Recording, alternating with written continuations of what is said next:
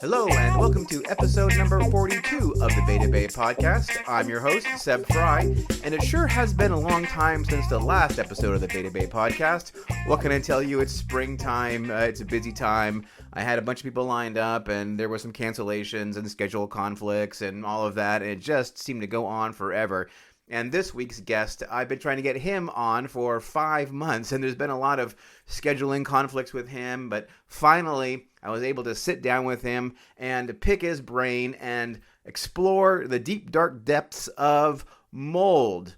Mold is a 4-letter word, especially in the real estate business, because there's so many issues around, like what causes mold, how to prevent mold, how to repair mold, mold toxicity.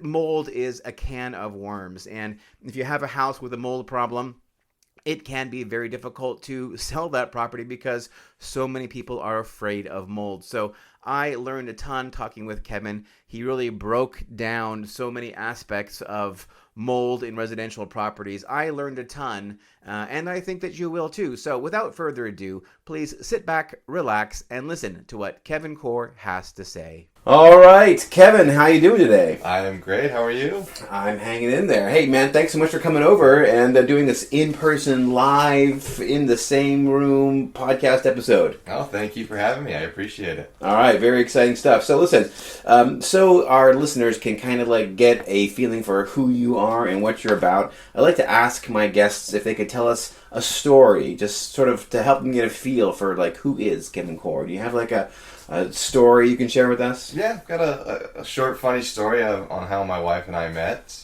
Let's see, I was probably freshman or sophomore in high school, back when emailing and instant Yahoo messaging was a thing. And so basically we had a mutual friend. She was in Texas. My wife, she lived in Texas at the time. Our friend lived in Gilroy, I believe, or Paso Robles, either one. And so there was a big group email, something about, hey, if you don't send this to 10 people, you're going to die tomorrow, one of those type of things. And so my wife, she had hit reply all rather than just replying to our mutual friend. And so then I responded hey, who's this Tara Roberts girl? So I responded, said, do I know you? And it just kind of took off from there. We turned into just instant messaging every now and then, sending long emails, betting on... I probably shouldn't say this, but I'm a New York Yankees fan, and so betting on New York Yankees games versus the Texas Rangers. We hadn't even met yet. We sent a couple pictures of each other maybe, a year into it, and so our bets consisted of if the Yankees won the series, she would have to wear a Derek Jeter shirt to a family gathering, or I would have to wear a Josh Hamilton shirt to a family gathering. So, long story short, we started talking. She came out for, I think, my senior prom. And then we got married a few years after that. Wow, okay, well this episode's over since you're a Yankees fan. Thanks so much for coming by. I figured I shouldn't mention it, but I guess you said honesty is the way to go. All right, well that is cool. So it's a random email CC is how it all began, huh? Random. Wow. Well, life is random though, isn't it? It is. And 5 kids later, all of a sudden. 5 kids later. Wow, are any of those twins? No. No. Wow, that's a lot of work. Yeah. All right, cool deal. So, where exactly did you grow up? What? So I was born in Cincinnati, Ohio. Mm-hmm. I don't remember anything. I think we moved when I was a few years old. My dad, the company that my dad worked for, the owner was a close friend of his, just suddenly died. I can't remember if it was a heart attack. If he's listening to this, he'll kill me for not remembering. But he passed away. So then my dad moved us to, I think, directly to Fremont, because we had a cousin who was the principal of the school that is still going today. Offered him a teaching job, and so my dad's been teaching at this small school that I went to since then. So we went from Ohio to Fremont to San Jose, and just kind of bounced around. I spent a little bit of time in Texas with my wife, and that's pretty much it. So, what year did you move to? How old were you, when you moved to San Jose? Fremont? So when we moved to Fremont, I was probably 2 or so, and then was there, I would say, till 11. I judge it all based on Little League Baseball. Right. So I think I was there till 11 because I missed out on a very good 11 and 12-year-old all-star team in Fremont that I would have been a part of. So I was, a little angry towards my parents in the beginning, but you get over it when you get older and get wiser. So yeah, I would say 11 in Fremont, then San Jose, pretty much since. So you were really into Little League as a kid, huh? Yeah. It was, really? I loved Little League. As I got older, I realized baseball wasn't my favorite. I still played, but another funny story, in high school, I wasn't going to play baseball senior year, and the coach is our cousin, and he went to my dad and said, "Hey, why isn't Kevin playing?" And my dad, he's not going to force us to do anything. And he said, "Well, he doesn't want to." And I was just going to start working, making money. And so they came to me, and I was like, "Well, Dad, what if we make a deal? What if I, play baseball? Can I get a cell phone in return?" And so I got a cell phone senior year, and so I played, and it was great. I'm happy I did.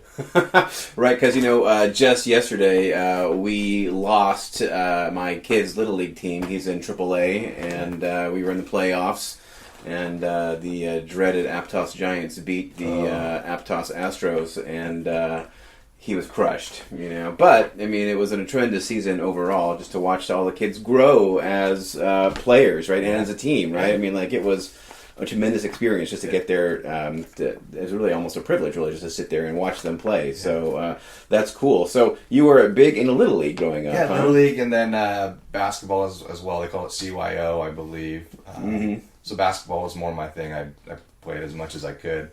But yeah, baseball, basketball, pretty much nonstop. Wow, and how about video games? Were you playing a lot of video games? Not a lot. My brothers come from a huge family, but my two closest brothers were really into video games, along with our good friends of ours. But you were not. I watched. I rarely played. If I did play, I would play like Madden or NBA, whatever the basketball game was at the time, or baseball. Right. I was never really into the zombie killing and stuff like that. Wow, well that is pretty unusual, really, actually, Yeah, it's like almost every kid loves killing zombies. Right. But you tell your son, this is why, because I coach baseball now, I tell them whenever they get down on themselves, I say, "Hey, I've got a story for you if you ever need to pick me up." And so you tell your son, come to me if he needs a confidence booster, because in high school I was probably our number 2 pitcher, not saying very much, but the number 1 pitcher, he had pitched the night before, and so I had to go the next night against a pretty good team. I think it was Head Royce out of Oakland, and I gave up 3 home runs in the first inning and didn't record a single out. So I'm there to give kids confidence and let them know it can always be worse. It can always be worse, right on. So did you end up going to college or no? Did not. So I got asked to play, not a scholarship, but a junior college, Kenyatta, off 280 in Palo Alto, I think. Got asked to play there, but I just said, well, I'm 6 foot. What am I, how far am I really going to go? I didn't have anything that I wanted to go to college for at the time. I was actually doing the real estate courses at home senior year. And so I was really all into that. And so I said no to college at the time. I went and took the real estate exam. I missed it by 4 points, probably because I wasn't studying enough in high school. And then my brother-in-law was working for Paul Davis Restoration Remodeling, and they had about 5 guys quit one day. And so he called me, and they were just looking for bodies.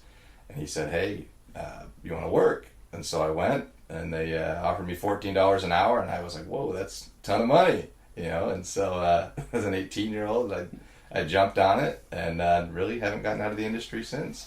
Right, so at 18 you started with Paul Davis Remodeling. Restoration and remodeling. Restoration and remodeling. They had two sides. So what is that business? Is that like a fire repair kind of thing? Or yeah, what do they do? Specialize in fire, water, and mold damage repair. Fire, water, mold damage, and repair. Yeah. So you basically just jumped into it. Yeah, I started out as just the grunt worker. Worker. Sweeping the floors of the shop, organizing the storage bins.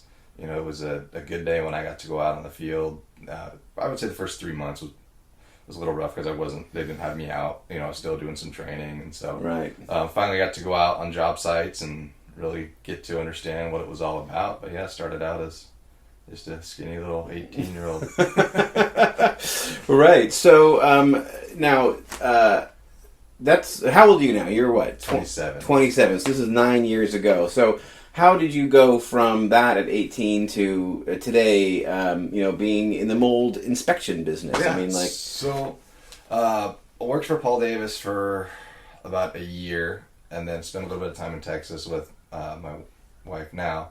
And then where in Texas did you guys go? A small town called Decatur near Fort Worth. Mm-hmm. Okay. And so then I came back because my brother-in-law, who had told me to come over to Paul Davis, he started his own. So Advanced Restoration and Remodeling. Some people may have heard of him because sometimes I work for them work. And so I worked for him. Same thing. At least I was already kind of past the labor, became a lead tech, worked in the field for a couple more years. It was myself and him and a couple other guys. And so we were really responding to everything. So late night calls, middle of the night, water damage, floods coming from a toilet supply on the 3rd floor, where they're extracting water, removing base, carpet pad, and getting the drying equipment set up to prevent mold growth. And so I was there for pretty much up until a year and a half ago. Mm-hmm.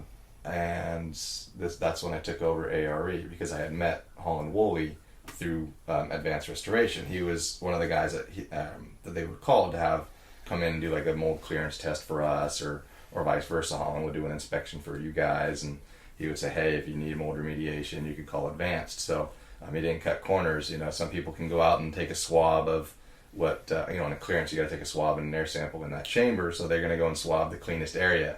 Versus Holland's going to go and he's going to try and find something that you missed or you skipped, hard to get area, and he's going to swab that. So you always knew you had to be on your toes with him. 2 years ago or so is when the process started with Holland. He just, as a courtesy, he just said, hey, I'm selling my business, we're going to be competitors. And I said, that's fine, you're a great guy. If we're too busy, I'll refer you work, or you're too busy, refer me work. And I left that meeting, it was at Eric's Deli on Soquel, and I had to go to Daly City.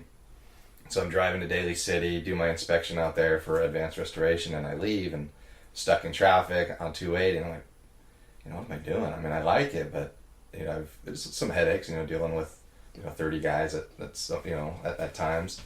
And so I said, I'm already doing somewhat of what Holland his company's doing. I could just get a few more certifications, take some more classes, and maybe start to do it on my own. So it worked out because my brother was going through a process of buying the paving company that he had worked for. And so I was able to call him because this was all new to me.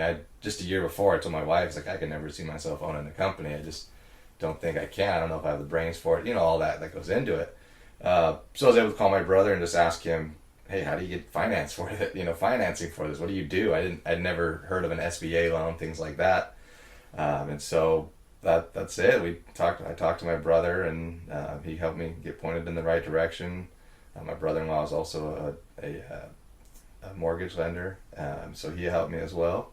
And so it just took off from there. The bank actually accepted it, and so you bought ARE, which is Applied Real Estate Inspections, from Holland Woolley, and you used an SBA loan, yes, right? And so in order to get an SBA loan, what did you use as collateral for that SBA loan? That's what I was going to get to, and that's why I'm stuck for, just depends. I'm hoping, I've got a goal just like everybody, a 5-year goal to pay off my SBA loan.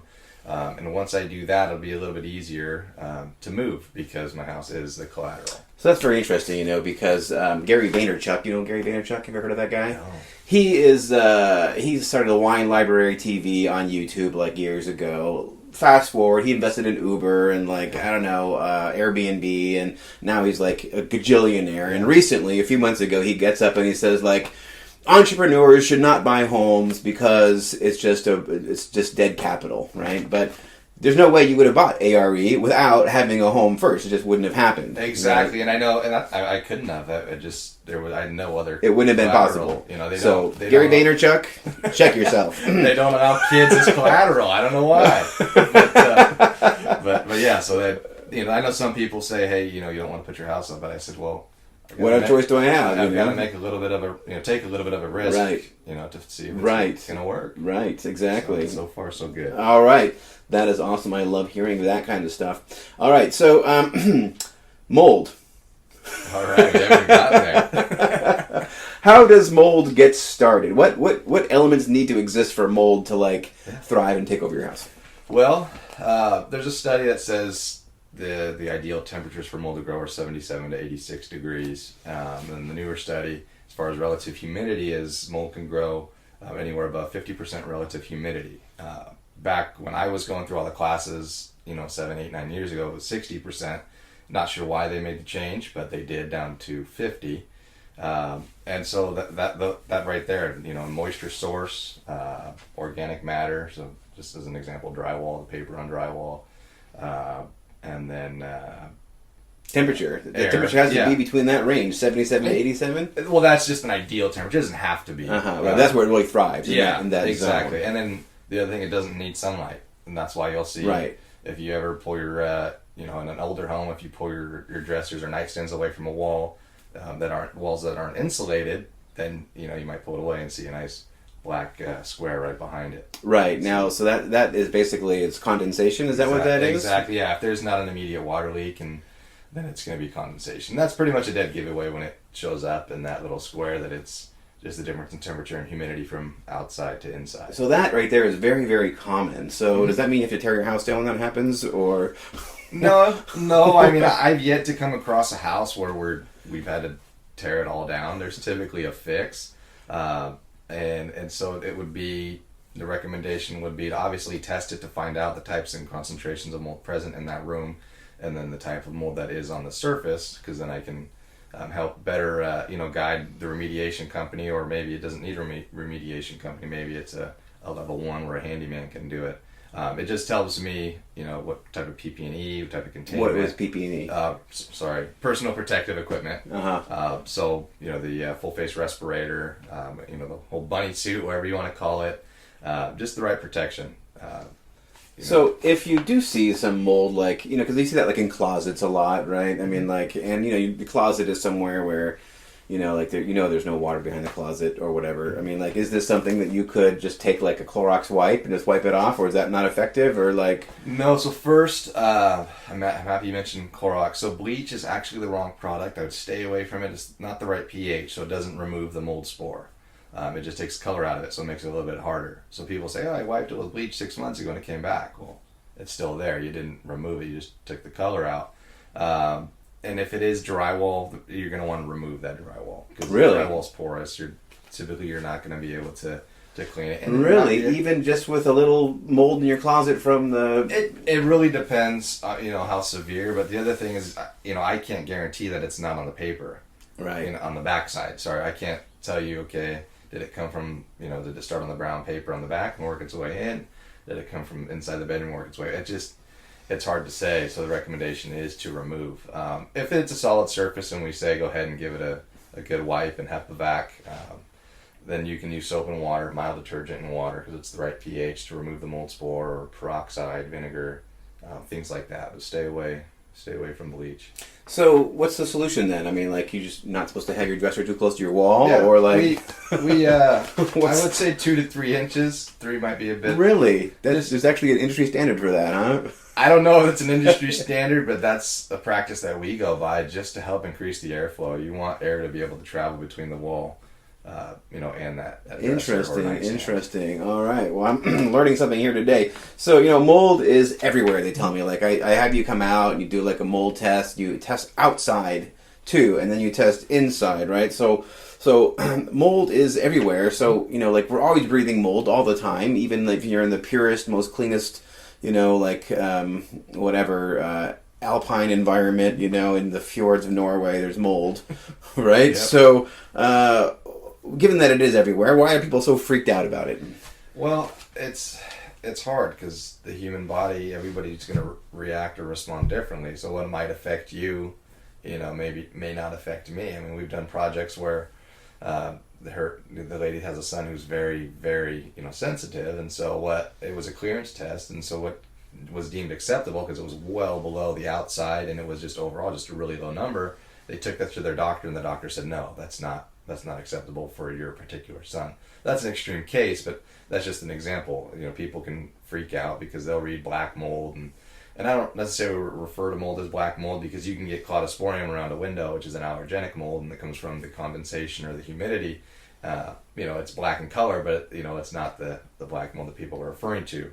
So people will look it up and they'll type that in, and they're referring to Stachybotrys or Chaetomium, which are key indicators of water damage, and they are toxigenic, and they can release mycotoxins that can get into your system. And then if your body can't flush them out naturally, then that's when you need to see a doctor, and the doctor would have to help get you in the right direction. And I kind of stop right there because I'm not a doctor. But yeah, I think that's why people freak themselves out. Is it can. I'm not saying that mold is, you don't freak out, but you just have to find that fine line. If you see something, you want to get it taken care of, and don't take it lightly, but also, you don't necessarily need to panic. Panic's never good. Right, because some people, I guess, are just going to react, much more severely to certain types of molds, and it might come off as an allergic reaction, or like an allergy, or cold, or something like that. And really, what you're doing is your body is choking up, I guess, because of it's not able to process that particular mold, right? And every body is different, is what you're saying. Exactly. So there's no like federal standard, like people say black mold, oh my god, it's like black mold isn't even like there is nothing as black mold. Exactly. Right? There's millions kinds of molds, and some of them might be colored black. Some of the worst mold that I've come across is pink. I mean, he just so pink mold, huh? Yeah, what kind of mold is pink? I can't remember what it was. I was a tech at the time. I was removing the mold itself out of a carpet, so I can't remember what it was, but I've been trying to track it down. It's just hard. Right. Okay. So when people say, "Oh, well, does the mold black?" That basically is like a non-data point. If Correct. Yeah, it doesn't mean a whole lot to me. If they said, "Hey, I've got black underneath a bathroom sink or a kitchen sink," then I would say, "You know what? Let me check." And if it's wet, then obviously I can't say what type of mold it is, and I don't know until the lab tells me. But every now and then I'll say, "Hey, if I were a gambling man, it could be Stachybotrys because it's got." The right ingredients, the right elements for it to, be a toxigenic mold. Right, okay.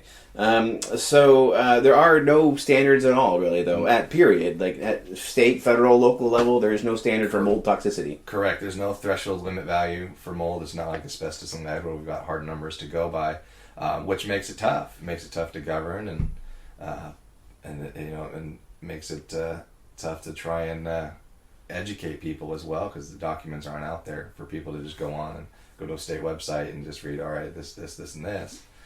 It's not spelt out like that.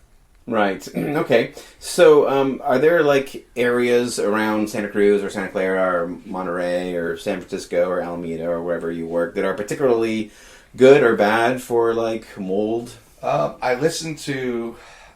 Was it Bob Owen? I can't remember. Bob Owens. Your termite guy. Yeah, right. And I'll piggyback off of what he said. It's very similar. So, if it's a more humid area, I know Boulder Creek can be pretty humid. I mean, we can be humid here, but it's just all about humidity. Relative humidity is really what drives it. And then for Aptos, being closer to the water, obviously, because that's going to produce more humidity, being around trees, because there's mold that grows from plant decay and tree rot and things like that. So yeah, I would suspect in Arizona, I've never tested out there, but being in the desert would be maybe a little bit better than here. But once again, I've never tested out there. So yeah, it really just, the further you get into the woods, further you get into the mountains, I would say you're susceptible to having more higher concentrations of mold. So I've always assumed that the mountain thing was because there's less sunlight, right? That's part of it. Yeah. So so mold can grow in sunlight, though. Is that correct? It can. It can grow in sunlight. It doesn't need dark. It's not like light destroys mold. Correct. It's just that if it's light, it's hotter or something, dries it out. It keeps everything dry. It should help the humidity level go down a little bit. And once again, it goes back to the humidity level being above 50% for mold to grow. What do you think the humidity level is today, right now? Today is June, May 30th, right? So what's the humidity level, do you think? It's pretty foggy, I would guess. Between 50 and 60, maybe above 60. Right. So basically it sounds like pretty much anywhere in Santa Cruz County is like a mold farm, right? Because there's trees, and then there's the coast, and there is no hot, dry area in between. Correct. But a few months ago when we were having, weird hot spells, I would have days where the relative humidity was 24% out here. Right. So those are the nice, warm, sunny days. And it's nothing to freak out about. I mean, as long as you're ventilating your home, you have dehumidifiers, in the rooms to help, the portable dehumidifiers just to help reduce that interior relative humidity. And once again, just crack windows and get the airflow going, you should be okay. So that's interesting. So do you recommend drafty houses? Like people shouldn't have these dual pane windows and they should just go back to the log cabin thing with like chinks of... No, the dual pane windows are nice because you see the old metal frame windows they're not very well insulated. So you'll see, that's when you do see the black dots and, actually visible water building up around the metal frame. So the dual pane is nice just because it's more, it's a lot more insulated.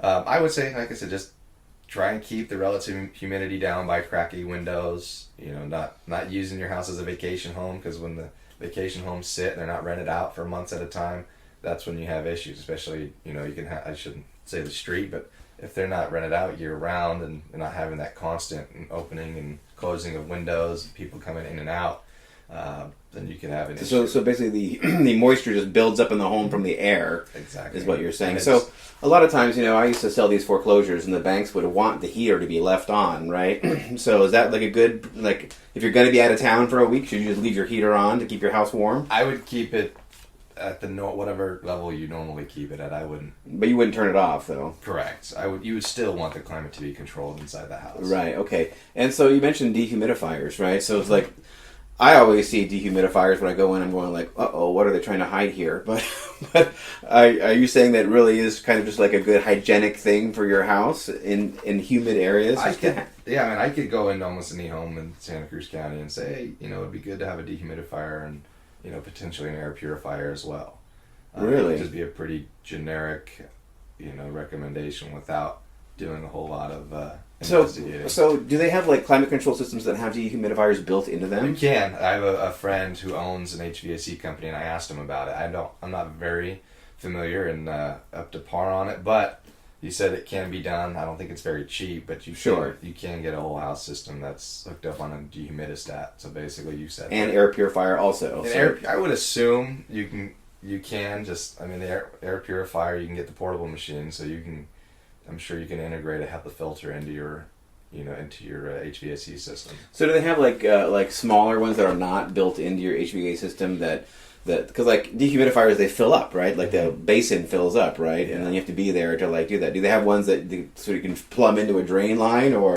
So I haven't seen any like home use dehumidifiers, but then again I'll just be honest, I haven't. You haven't looked. I haven't looked. Right. A whole lot. That's not your bag. But they do have commercial dehumidifiers, like the dehumidifiers we used when we were doing the dryouts. Yeah, you plugged them in, and then you would have the hose going from the dehumidifier into a shower drain, where we wrap around the faucet. And interesting. That's a commercial dehumidifier. Correct. Huh? Yeah. So they have them. You would think in today's world that we would have home dehumidifiers that could do that. If not, maybe I should get on it. Do they have combo dehumidifier / air purifier? It seems like that would be like a good idea, right? I mean, like they're both sucking in air. I haven't seen one that really is something that I would recommend. Because the air purifiers that I recommend, they're not like you go to Costco and spend $200. They're anywhere from $500 to $1,000 for an air purifier that we would really recommend. Right. Okay. So, are there any particular kinds of houses that tend to have mold issues? I mean, like, is it houses that are built of drywall and wood, or is it houses that are made out of brick, or like, is there any older houses or newer houses, or is there anything like that would like lead you to think like this kind of house is more prone to having a mold problem, or this kind of house is prone not to have a mold problem? I would say the older homes, and it kind of goes back to what I mentioned about homes without insulation. So the older homes, I'm not a builder or contractor, but I would say pre-70s or so, when that insulation wasn't used every day like it is now, that I would say those homes definitely. So you want to see insulation in batting in the walls now. So does that mean that people should go and get blown in insulation? Like you can go have these companies, they drill holes in your walls and they blow in. Is that a good thing to do? Yeah, absolutely. As far as the method, to get that insulation in there. Once again, I'm not a contractor, so I don't know the best, cost-effective method. But yeah, insulating the walls is a huge thing. As well as insulating the crawl space, insulating the attic. The crawl space, because the house is going to breathe from the ground up, and being Santa Cruz, it does get humid, it does get moist. So crawl spaces tend to be moist. The soil will get wet, and if the soil's wet for an extended period of time, there's another moisture source, and it's going to release humidity into the house. Not only that, it's going to be trapped somewhat in that crawl space, so then you can have mold start to grow. Well, I'm glad you mentioned crawl spaces, as a matter of fact. So,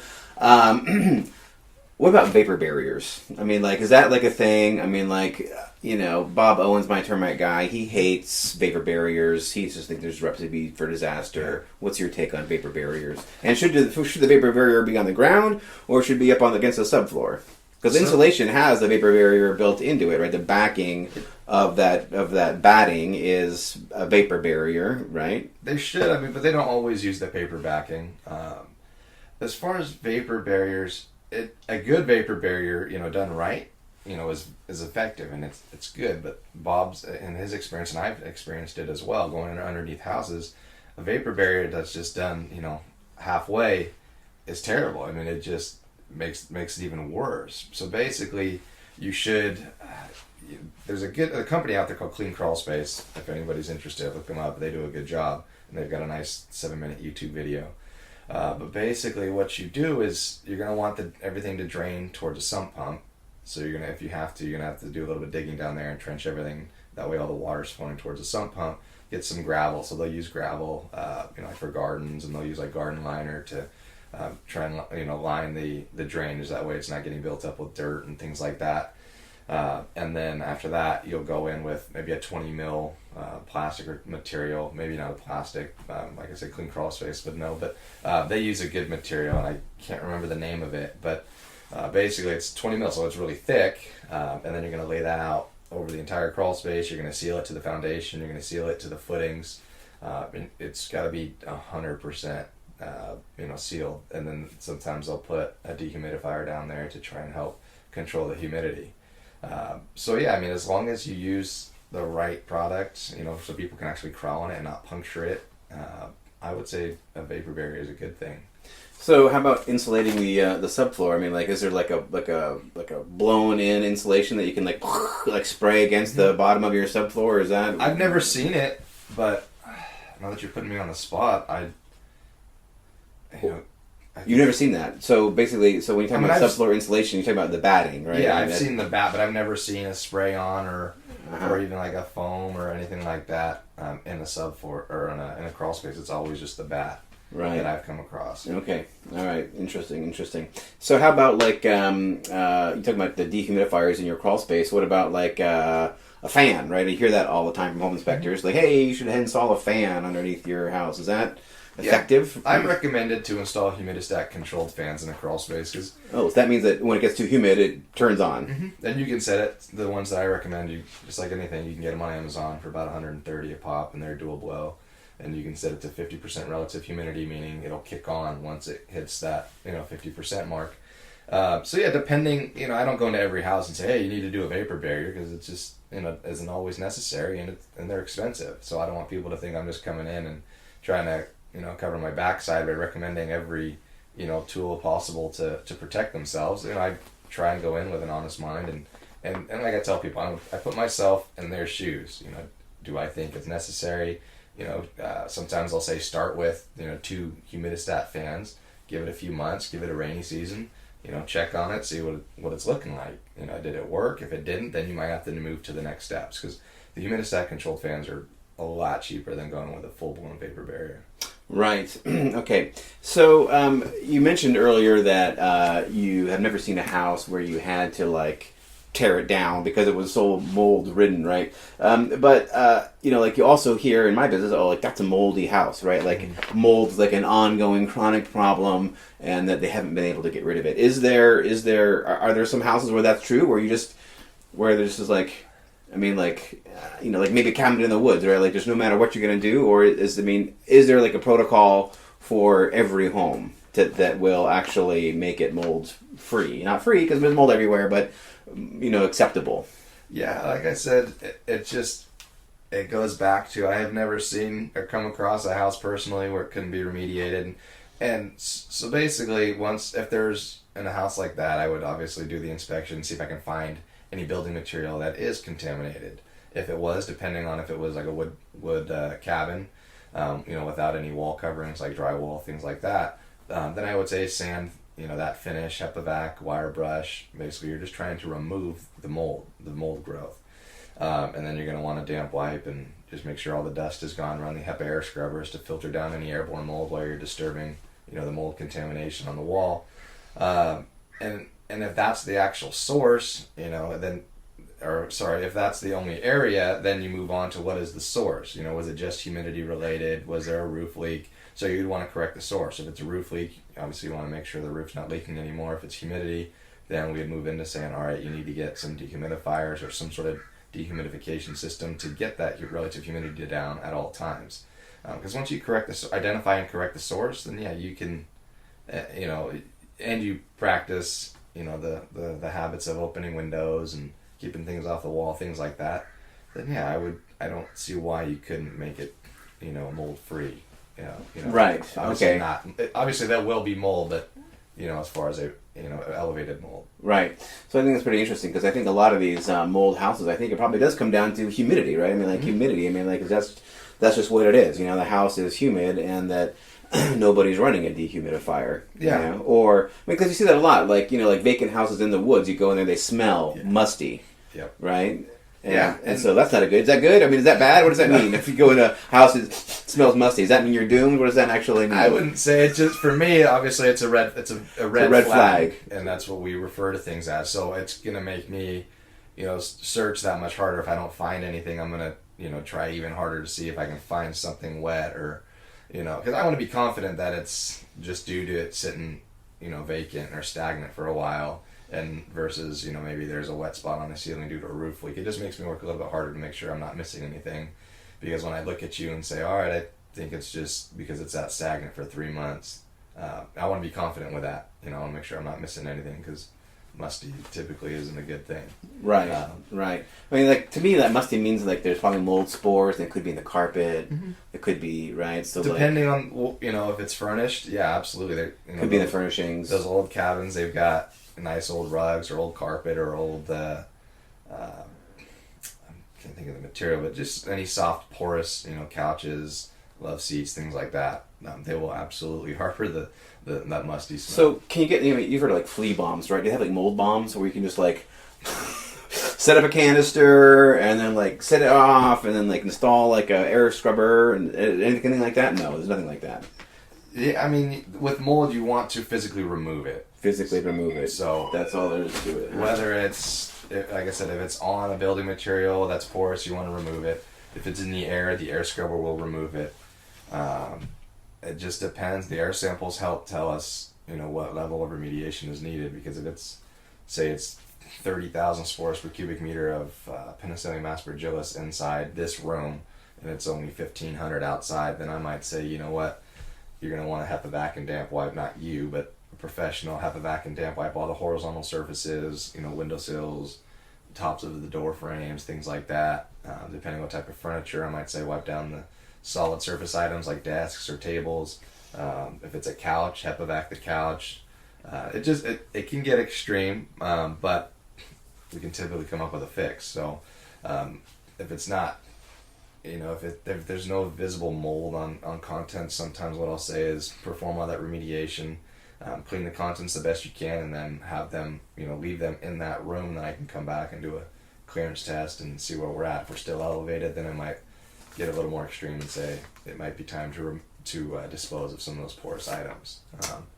So if anybody is curious, there's a house, there's a famous case too. I can't remember the insurance company, but this is partly why mold isn't covered anymore. Or if you do have mold coverage, which it's very rare, not many people do, the coverages typically max out at $10,000. Melinda Ballard, I believe it was in Texas in 1999. That's a fun one to go and look up. That is a house that had to be torn down, if I'm not mistaken. I believe was torn down completely, and that was due to many leaks for a very long period of time. I can't remember what the husband did, but he was very smart. It was a beautiful house, but he ended up, once again, I'm not going to say what he had, but the video will say it, but he ended up getting very sick, and I'm pretty sure he had to stop working. Wow. And so yeah, she sued whatever insurance company it was for millions, and it's a good. I think there's some YouTube videos on it, but Melinda Ballard, Ballard. All right, well that's good to know. So what speaking of that musty thing, right? I mean, like one word people use is the word mildew, right? Like, it's just mildew. What is mildew? It's mold and mildew, they're both a type of fungus. Uh-huh. The only difference really is just their color and style. So mildew is kind of in the name. It's a little more dewy, but that's so mildew is a mold. It's like I said, it's a type of fungus. Mold is a fungus. Yes, mold exactly. is all mold is a fungus. Is what you're saying here. Mold, mushrooms, yeast. There's spores, or like fungus has spores. And so mold will, obviously they'll produce spores, and then once those spores are released into the air, it's called germination, and then the cycle just starts. Once germination happens, and they release their spores, and the cycle starts over again, and more mold can grow from there. If there's a moisture source, mold can go dormant for up to 2 years, and what that means, we call it dormant, not dead, because some people say, "Oh, the mold is dead, we killed it." The correct term is dormant, and it doesn't matter whether it's dormant or active or alive. If you come in contact with an allergenic type of mold, then you can potentially have a reaction, even if it's dead. Even if it's dormant, dead, whatever you want to call it. So that's why we say you want to remove the mold, and not just say, "Oh yeah, we caused it to go dormant." You want it physically gone. Well, can you kill mold? Can you physically kill it, or no? It's like a zombie mold. You can do a test for it to find out if it's dormant or not. I've never done one because for me it's there. Let's get rid of it. Right. Okay, that's pretty interesting. So let's see here. Now, how about basements, right? So, like I got a listing right now, and it has a basement, and periodically water gets into the basement, right? But you know what? It doesn't really smell like mold down there, right? So what can you tell us about, like, musty-smelling basements? It seems like almost every basement does smell musty. Does that mean that every basement has a mold problem? I wouldn't say so. I think, obviously, the air is going to be different down there, and then the building material typically is different down there. It doesn't breathe the same as a house. If there's no windows, there's a lot of variables that go into it. So just because it's musty down there, I wouldn't say it's necessarily got elevated mold. It very well could, and if you're going to be using it as a living space, then I would recommend to do an air sample.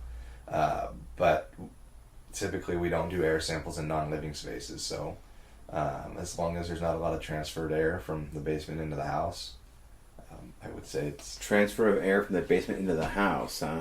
Yeah, because if it is musty, it's just like a crawl space. You don't want the crawl space air getting into a house. We don't do air samples down there.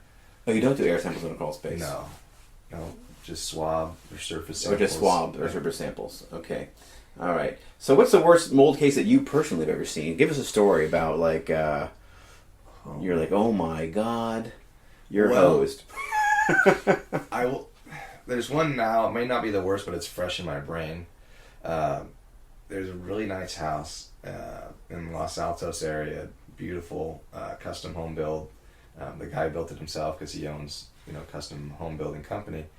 It is down in what he told me is $1 million theater, and it started out as just some mushrooms. Shouldn't say just, but mushrooms growing on his carpet, and it was hard to tell what the building material was because it's a theater, so it's it's dark. Obviously, I'm using a flashlight, but still, overall, it's dark, and you can't necessarily tell because there's some some raised platforms, so you don't know, did they build it up with concrete, and he thinks they did, and so you go back and forth, and so because if it was all concrete, it would have been a lot easier, but they got into it, they removed the carpet, there is concrete slab, but those areas that are stepped up for the seating, they were raised up by wood, so the water basically came from the ground because he's I'm forgetting the term. He had an aquifer that they cut off when they built the house, and so he said they spent tons on drainage, and he had a sump pump with an alarm that failed. So basically what happened is the water pulled up in the theater, and nobody had gone down there for some time, and it made its way underneath the raised platform built up by wood, and so they just had to chase it, start removing the wood. It went up the wall where he had custom-made wood columns from LA, custom wood paneling from LA, and all of it's coming down. And for me, it was bad just because, not that it was my obligation to tell him and he didn't ask, but it was a case where I didn't think, just professionally, I didn't think it was going to be a huge issue. I never said that to him, and that's why I don't say anything, because I don't have to eat my words. But that one kind of sticks because it's going to be a huge project where it looked like maybe just a simple remove and replace some carpet, do some detail cleaning, and some HEPA air scrubbing. But no, it's most likely going to have to throw away the theater chairs, some wall fabric, because the air samples came back the highest that I've seen since I've done this, and for a year and a half. So I would say that one, just because it was just not expected, and the dollar amount is just climbing, and it affected his office upstairs as far as the air. His office is right above it, so it somehow traveled into his office and caused the office to have elevated mold as well. And so you're saying insurance does not pay for that, huh? He has very good insurance, and if it is covered, it's only going to be covered up to $10,000. Really? Sometimes insurance companies will try and work it out for him, or for clients, and they'll try and cover certain items under a water damage category. Basically, they might cover. In this case, will be tough because they'll say, "Hey, the carpet could have been dried out, so they won't pay for replacement of that if they treated it like a water damage claim." Or maybe they'll say it was Category 3 water, or which is sewage water, or Category 2, which is brown water, and they'll say, "Okay, we need to remove and replace that carpet, so we'll cover it under a water damage claim versus a mold claim." So sometimes they can get creative with it. But yeah, if I were a gambling man, I would suspect it will not all be covered. Right. Okay. All right. That's good to know. So water damage claim could be a separate claim from an actual mold claim. Correct. But once again, like if you had a flood in a kitchen and the cabinets were covered in mold, if it was just water, they would say you can probably dry it out or detach, dry them out, and reset, versus having to, with mold, you're going to have to remove and replace those. So you won't get the full value. Okay. So, are there any kind of home remedies? I mean, I talked about the Clorox bleach rag, and you mentioned peroxide and vinegar. I mean, are there places where people can go to look at? Because I hate to see people have to tear out their whole bedroom because there was black mold or whatever behind the dresser. I mean, are there resources available for people to sort of take on small maybe mold issues themselves? I mean, as of right now, not that I know of, and the reason is the sampling is really what determines what level of remediation. Even for me, if you have a spot here, it's hard to say because you want to know if it's stachybotrys and it's a small amount. I might not necessarily want you to remove it, even though it's under 10 square feet. So it's all about knowing the type of mold. The type and concentration of mold is really the key factor in determining if it's a level 1, which is a handyman, or level 2, level 3, getting into a professional remediation company. So it's a little tough without having the lab work to tell you what type of mold. So can I go on Amazon and get a mold swab kit online? I would stay away unless you can find, do your research. The key is you want to know if you're doing air, you want to have a baseline, and so those hardware sampling cassettes or sampling media you get, it's tough because you don't know how long they've been stored, where they were stored, what type of climate it was inside that storage facility. And then there's no baseline. Typically, if you just set it up in here, you're going to have something grow. There's going to be some sort of mold. You send it off to the lab. I would, once again, if I were a gambling man, it's probably Cladosporium or Penicillium aspergillus or Basidiospores, because those are all commonly found indoor and outdoor molds. So that doesn't tell you, is it elevated? You don't know, because maybe it's just the same as what it is outside. All right, so Kevin, I gotta be honest with you. When I hear a mold guy, I hear big dollars. So when I am so somebody finds some black mold behind a dresser, and what you're saying is there really is no good way for a layperson to figure out what they need to do about that. So what does it cost to have you come out and evaluate something simple if you're getting ready to sell your house, you find this black mold behind the thing, right? That's a disclosure item right there, right? So it could end up being this big deal. So how much does it cost to have you come out and evaluate that? Just a small item like that. So typically, I'll charge a minimum charge, and it's $250, and that'll get you the visual and the moisture inspection of that room. I'll use a Protimeter Survey Master moisture meter to take moisture readings, just to help beyond what my eyes can see. It'll tell me if there's anything currently wet, because if there is, a couple things, the mold could still be growing, and also we want to know, why is it wet? Is there an active leak somewhere? So that would be $250. You get a full report, with all my photos, recommendations, just a few generic, paragraphs on mold exposure guidelines, things. But that's not any lab work. That's no lab work. So if you wanted to do a surface sample of that suspect growth, it's 125. So each sample is 125, whether it's an air sample or a swab sample. That covers, shipping to the lab. So air and swab is $250 right there, right? So plus $250 for inspection, we're at $500 right well, there. then if you decided to go air, this is where it does start to add up. You're right. If you decided to do an air sample, you got to do the interior sample of whatever room. Oh, and exterior sample too. So now you're really at $375 plus $250. So you're at $625 now, or whatever. Exactly. So it adds up. Adds up fast for a little thing behind your... but are you saying that I wouldn't necessarily need to have those samples? Like, if you could come in, you could look at it, you could say, you know what, I would just recommend XYZ without doing actual lab work? So it ties my hands up a little bit. And everyone's needs, are different. I get it. If you're listing the house, you're not going to want to spend a ton of money. You just want to find out, okay, this is what we need, this is what I have to disclose, and make sure you're covered. So you can have me out, do the visual.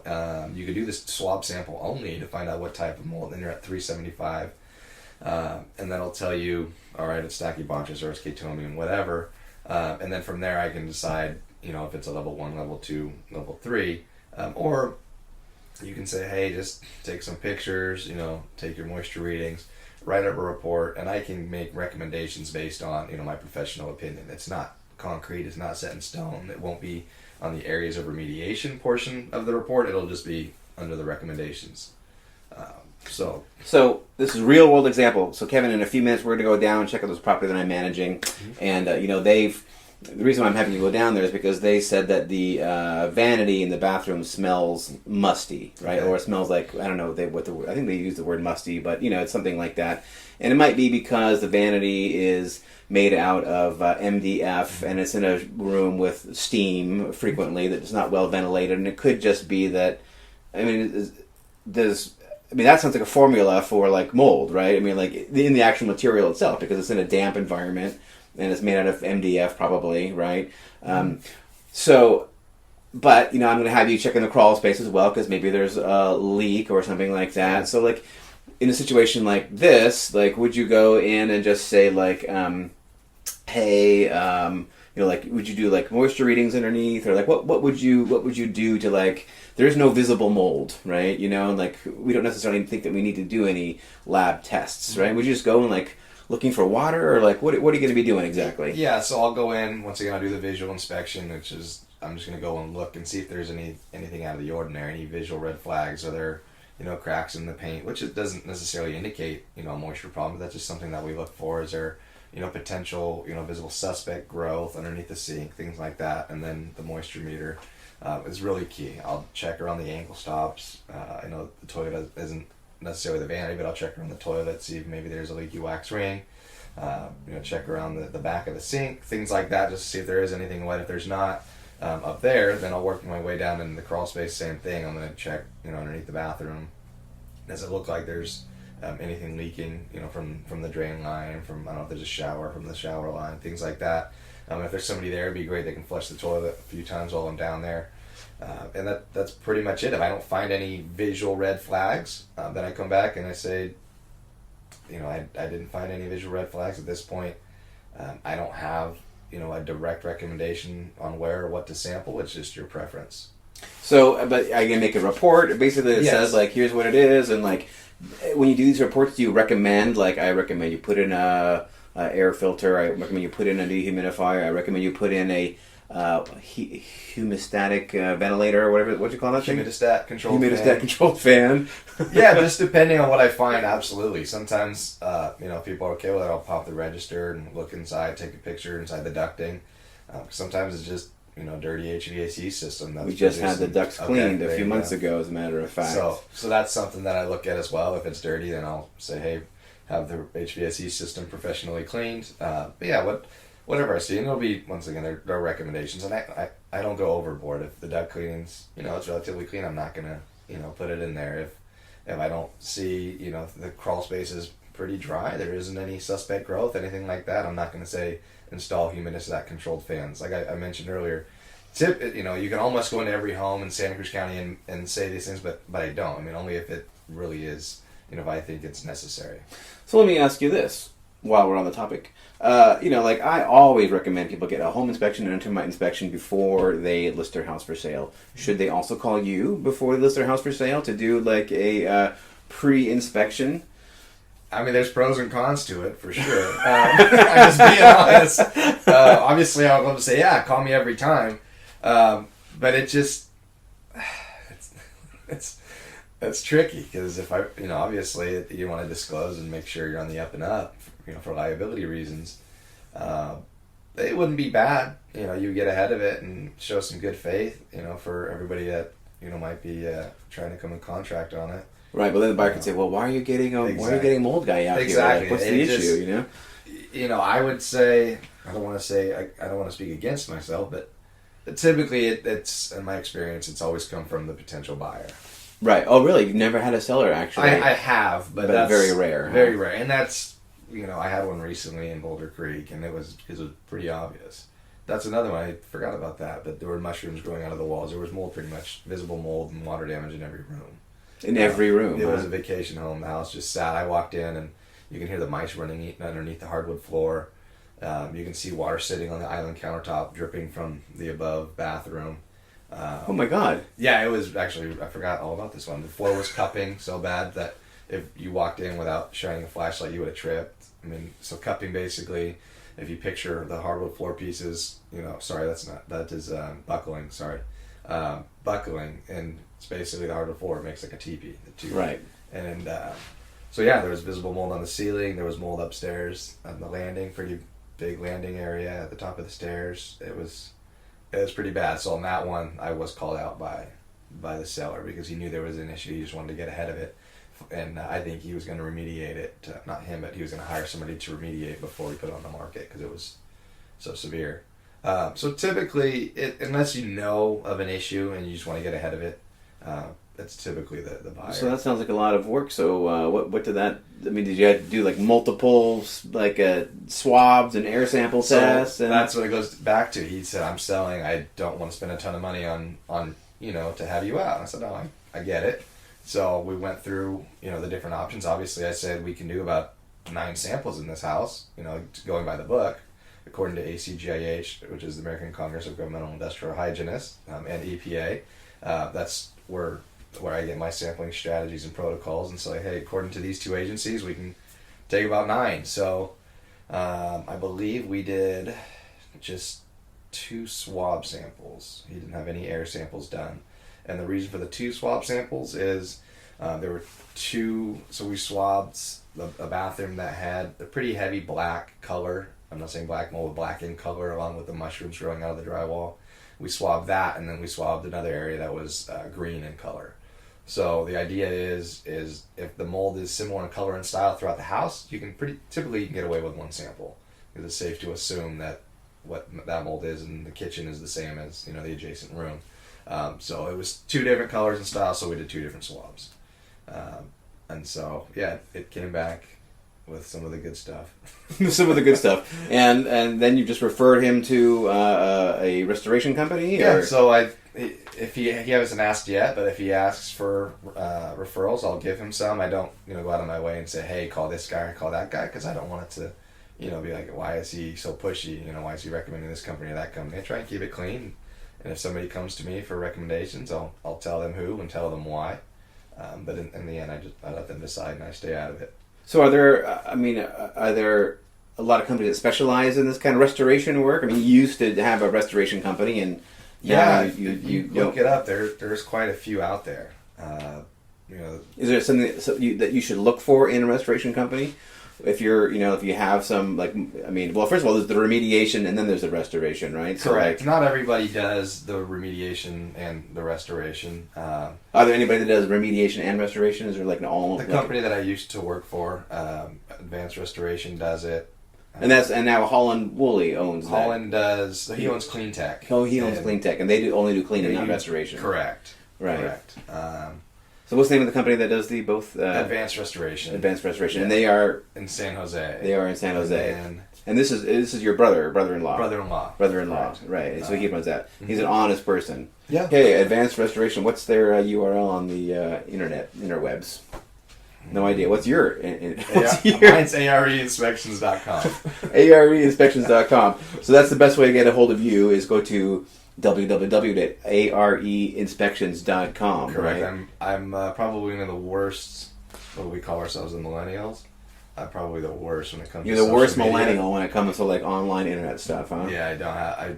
My wife started a Facebook page for me. I haven't done anything yet with it. If only you would have played more video games when you were a kid. This is your downfall. That's what happens when you don't play video games as a kid. You know, you're not into all this geeky crap. So we got to wrap things up here.